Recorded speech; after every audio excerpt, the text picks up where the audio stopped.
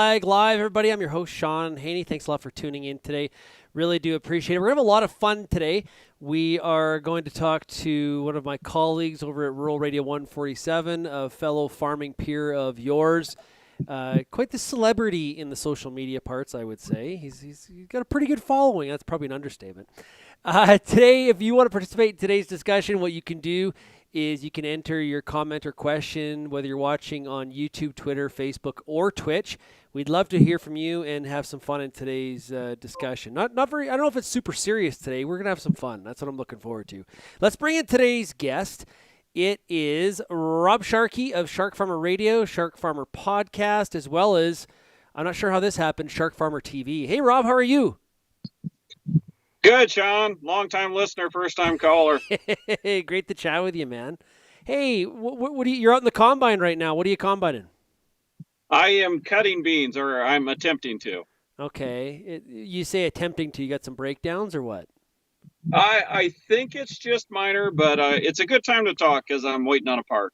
Oh, okay. Well, this worked out pretty good. Sorry about that.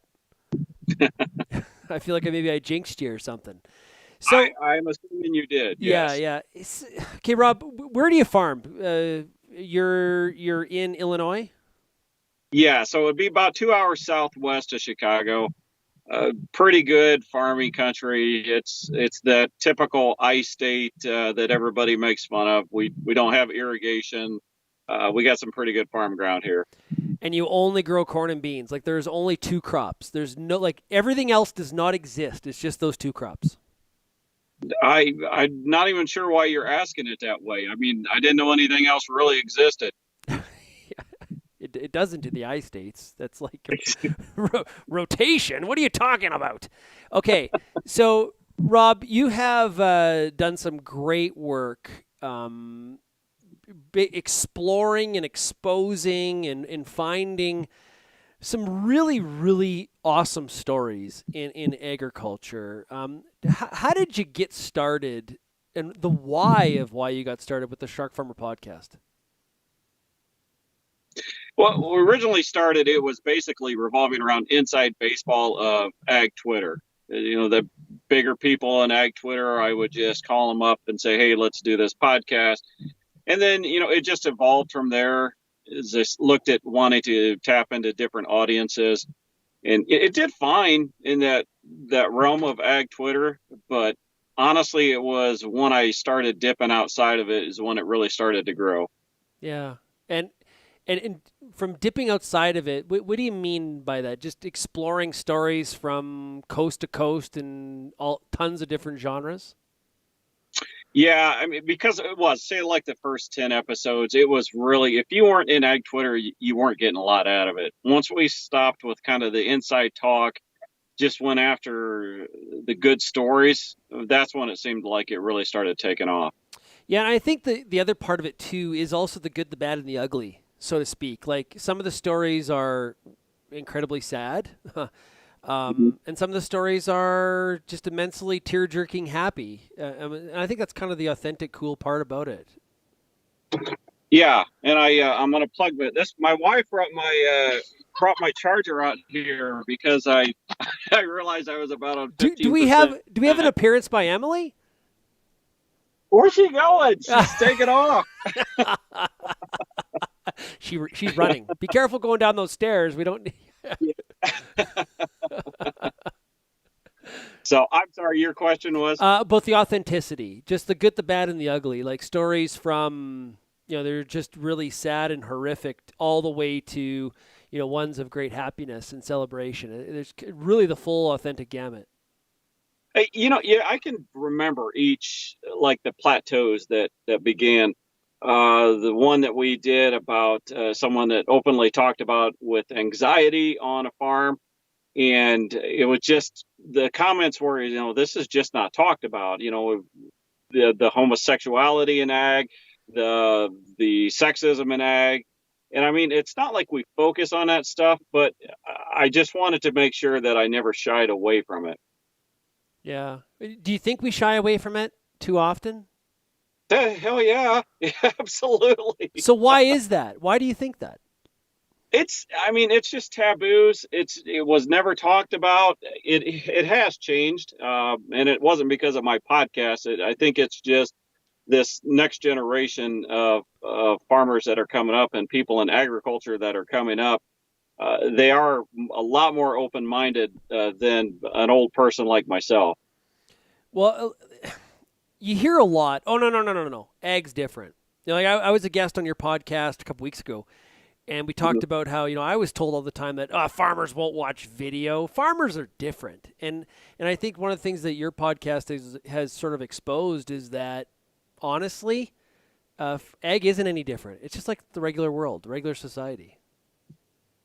Yes, okay. If you want to argue that it leans more to the right, more conservative, I think you're probably right than just your general slate across society.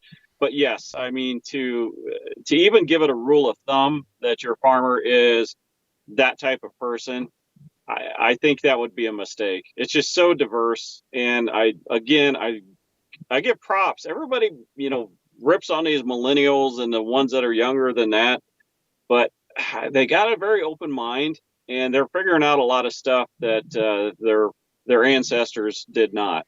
Yeah, that is, I agree with you. Hey, question here from Kara. She says, without naming names, what is your worst or most hectic interview experience? John Haney. I knew that was coming. Uh, I will tell you this. There's a person on Ag Twitter, McGigger, Yeah. Michelle, and she we were going to interview, and she says, "Hey, I can't do it for like 2 more hours." And I had hunters in, and so I sat down with my hunters, and we started having some cocktails. And I texted her, "I'm having some cocktails," and she's like, "Well, I'll do the same over here," because she's on the West Coast. So we did that podcast, and I thought it went okay. We were both lit up, and then I listened to it, and it was probably the worst. It was the worst thing you'd ever listen to. I trashed the podcast. I called her. I said, we got to do that one again. Oh, you did a total redo. Oh, it was horrible. Slurred words and everything. It was bad. Well, the only interview I have ever done where I could say that I was probably 6 beer in the bag was I interviewed Troy Hadrick from South Dakota. Hmm. I interviewed him, and I did an interview one time at NCBA, and we were we had a few beer, so we didn't show it. We didn't have to do any retakes, but that is one I'll remember. So did you re-record sober then? Yes. Yeah. And I do not, I joke about drinking all the time and that, but no, when it comes to recording or, any part of the media, absolutely not. I think that one instant showed I cannot handle it. It's amazing how Harry Carey got away with it all those years, but he didn't Oh my hide it God. very well. So, is there an interview that sticks out in your mind as the most, like, where you finished it and you were just like, wow, like it just had a huge impact on you personally? I knew the Matt Chambers interview was going to be big. I didn't realize to the extent, but that was the one that probably took off the most. I remember at that point, I had hit 10,000 downloads with a podcast, but we did that one in one day with Matt. The South African farmer one, where he just talked about the atrocities that are going on over there, and I'd never talked to him again. I messaged him for months afterwards. I don't know what happened to him. The Really? last thing he said was, I'm not leaving my farm. I'll have to leave here in a coffin, and I don't know what happened. Wow. So that one stuck with me. The one that is the most downloaded by a friggin' mile is the CEO of Tillable. That I one think, was? oh my gosh, I think everybody listened to that one. Wow. That was the tillable was where it was had to do with land rent, right? Where they were, what were they doing? So it was a deal where they were sending out letters to farmer landowners and saying, "Hey, we could find someone to rent your ground for this amount." and we would pay 3 years up front. The story was whether or not they were using the information from climate. He said they weren't. I had a few examples to where maybe I thought they were. I don't know if they were or not, but it had enough interest. When you have your landlord call you up and say, "Hey, I got a letter from this place wanting to rent my ground," it gets farmers' attentions. Question from Lara: what's the most challenging part of producing SharkFarmer?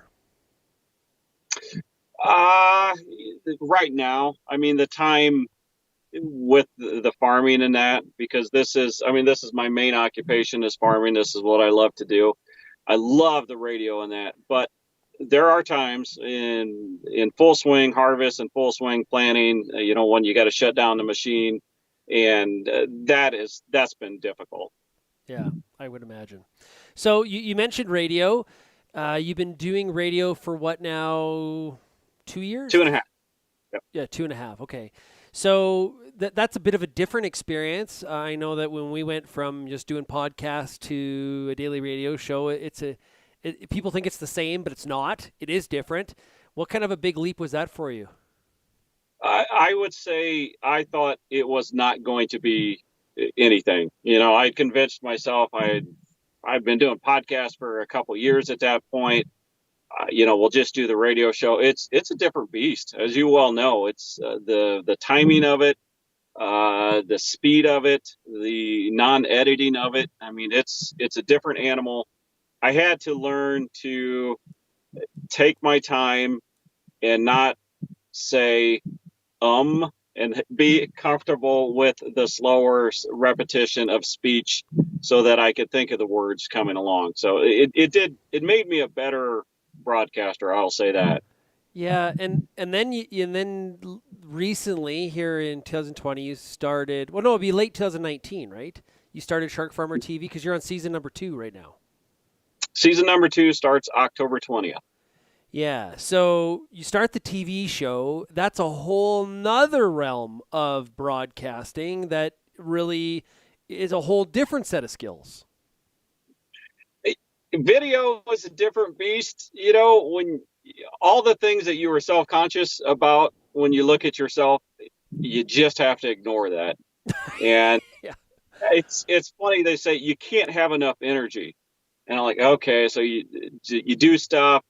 And they're like, I want you to do it this time so over the top you'll think it's crazy. And then you watch it and you're like, yeah, that's probably the way it's supposed to be. So the energy of it, getting over what you're self-conscious about. And, it's funny. Season 1, I tried to teleprompter. Season 2, we just did it without it. And okay. The teleprompter was, you could tell I was reading, and it just wasn't as good. Yeah, you know what? That's a really good point. When you read off a teleprompter, and then like it is a skill, and when you watch TV and you realize that person is reading and not just going off the hip, you're like amazed at how well they do it. Oh, the people that you watch on TV that can do that, I tell you, it's unbelievable. You go down to RFD, and the newscasters, the reporters, and not only doing that, but they're also listening to the person in their ear and adjusting and pivoting with that. I give all the credit in the world to. I don't know how they do it. Yeah, it's pretty cool. So for the TV show, do you have to wear makeup? No. I mean, I've got enough covering. But, Emily's always there, so she's got the wipe me down so I don't look all oily in that. The beard just kind of gets bigger and bigger on the face all the time, just trying to cover it all up. Exactly. Well, and I told you on the podcast when I was a guest on the SharkFarmer podcast that I think having Emily on the radio show is, I think she's outstanding. She really is good she keeps you really in check. That was a surprise. I mean, when we were building the studio, she was asking why we're even putting a radio or a microphone on her side of it, because she didn't think that she would be on there at all. Very early on, like within the first handful of shows, we lost a call. We dropped a call. And then, like pointing at her like we need to talk about something. And that's kind of how it started. And she's, I mean, I would say it's a co-host at this point. Cool stuff. Question here: do you have a preference for TV versus radio versus podcast, and why? Um, TV is the biggest audience. Podcast still the biggest paycheck, so I'll go with podcast. Jeff Bennett wants to know if this is a call-in show. No, Jeff, you just No. type in, specifically because of the Jeff Bennetts of the world. We are not taking live calls. You can just type your question, Jeff, and I will filter it. Smart move right there. That's smart. You talk about a guy that married up. I'm not sure if Shiloh is like bad, her eyesight's bad or something like that. I've never understood that couple. Oh, they are beauties, those two. I've been out to you've been out to their farm too. We were there. I have, yeah. We were there. What was that? 3 years ago. We were there for that big camp out. That was a lot of fun. I slept in my truck. It was fun. The nicest people in the world. They are. Jeff says he wants to call. No, Jeff, you are not allowed to call. You see, Shiloh should be there with a leash on him. Yeah, absolutely. Yeah, Lindsay says to Jeff, you should just yell at your computer loudly. Question here from Norm, who says, lots of farmers love sports. Have you ever interviewed any current or former pro athletes who farm? Well, no. See, it was Nathan Leeper. He was a high jumper there for the Olympics in wherever. I think that was Sydney. That would probably be it. With RFD, they're working in some of these rodeo people. So I mean, we just like Amberly Snyder. We just did like a month ago. Yeah. So that's about it. I mean, no, I have not been. I don't even know the current stars of the NBA, the NFL. I know Michael Jordan. That's about it. He doesn't farm. He does not farm. Scottie Pippen.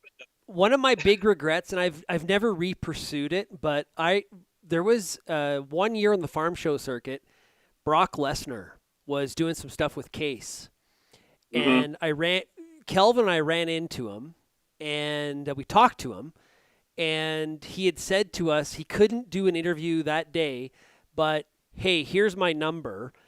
Call me and we'll set it up. You guys can even come visit the farm because he farms in Saskatchewan. He's got a bunch of land in Saskatchewan. I lost the card.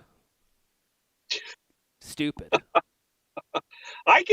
If you want his number, I know a guy. I know a guy that sells him some stuff, so I could hook you up. Really?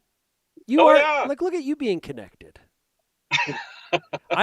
He is a mammoth of a man. Like he is. Did just. You shake his hand? Yeah, he's huge. Oh, I would love to stand next to him, just to like standing next to the ocean. Like all I could think is that he was just going to put me into Suplex City and throw me over his head and be done with it. Yeah, Jim Hale says he still farms. Yeah, he does still farm. He used to hunt out in Many Berries, which is just out not too far from me here. So yeah, pretty cool. There's lots of cool stories like that. Yeah, Brian Voss says every good story starts with "I know a guy." Absolutely, that's kind of the rules of the road. So hey, Rob, what's next? Like podcast, radio, TV. What's next for SharkFarmer? I was thinking Broadway. I don't know. What would that be about? And who would play you? I do not know. I would like to. I would really like to hone in on a TV show. We're really excited about that. It's fun to do, and season 1 did well. So now they're kind of giving us some more reins to do other things. Some man on the street interviews. Cool. Some different stuff. We got a little bigger budget. We got some suggestions for you here from the audience. Do you want to hear them? I maybe. Jim Hale thinks you should try growing canola. That's the next thing you should work on. I did. I grew it this year. Winter or spring? I put it in the spring. I grew 0.6 of an acre, and then when it stopped blooming, I mowed it down because I did not want that seed going to seed for the rest of my life on my farm. Volunteer canola is a pretty vicious weed. We had Shark Farm, the musical from Brian Voth. That's a pretty good suggestion. And maybe the best. Oh, Lindsay says a makeup line. That's pretty good. Uh, and maybe the best of all, Jeff Bennett says action figures. SharkFarmer No, action figures. I would love an action figure because aren't those always in better shape than the actual person? Very much so. I as Or well would enjoy that. That's exactly how I look. You know, when the biceps are huge, that'd be perfect. how's Lindsay doing today? Well, I think she's doing good. I talked to her for about 45 minutes earlier today. She could probably answer that question, but I think she's doing really, really good. Snappy as She's usual. she's fantastic at her job. She is very good at her job. You know, I don't know if I told you, but she left for a while. It was like 2 years of my life that were just like this massive gap. Oh, really? No, you left that little nugget out of my show. I You did. wanted to, but for yours, I guess. It was very strange not having her as side by side with me. I just love her to death. Did you know that she was on the BBC yesterday? I did not. About what? Was she Uh, wanted? she was she's not wanted. No, her and Chris were the BBC Five was doing a show about sheep farming, and they reached Mhm. out to her and Chris, and they were on BBC Five last night. It was the funniest thing. I'm gonna play some clips from it tomorrow on the radio show. But it was they were like they're just way big. Like, it was great. It was so funny. That's very cool. Yeah. Have you had many mainstream networks or shows reach out to you to hear from your story, or is it just RealAg Live? Oh, we've had no, none of them. No. Really? You Well, have? it's funny, and you know this. Ag media, it's got some very big players in it, and it seems like when you pick a side, and nothing against them, but I mean that's the other sides don't want to really necessarily talk to you too much. I mean, we currently work with Meredith, which is successful farming, Hmm. and you'll still talk to us, Ag PhD, but other than that, no.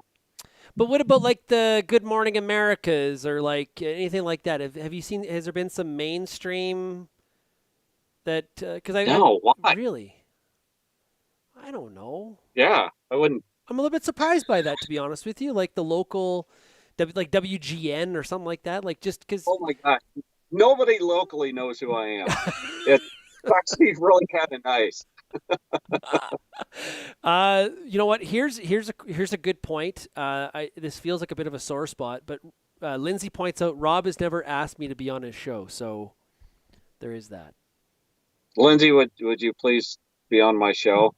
Yeah, I think you reversed the tables on it right there.